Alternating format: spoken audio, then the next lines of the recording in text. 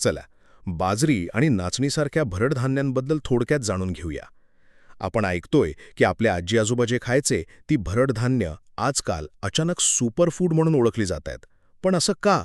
चला पटकन बघूया. सगळ्यात पहिलं म्हणजे यांचं आरोग्य. म्हणजे फायबर, कॅल्शियम, लोह सगळं काही यात भरपूर असतं. आणि महत्त्वाचं म्हणजे यांचा ग्लायसेमिक इंडेक्स कमी असतो.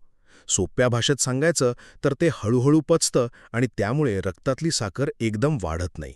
म्हणूनच तर millet man of India doctor Khadar Vali या धान्यांना पॉझिटिव्ह मिलेट्स म्हणतात. दुसरी गोष्ट, आणि ही तर खरंच कमाल आहे, ही पिकं पर्यावरणासाठी अक्षरशः एक वरदान आहेत. तुम्ही विचार करा, तांदळाच्या तुलनेत भरड धान्यांना तब्बल 70% कमी पाणी लागतं. इतकंच नाही तर कमी खतं आणि कीटकनाशकांमध्येही ती मस्त वाढतात. म्हणजे बदलत्या हवामानासाठी एकदम परफेक्ट. आणि तिसरं, मग प्रश्न येतो की ही धान्य आपल्या ताटातून गेली कुठे? तर याचं उत्तर आहे हरित क्रांती.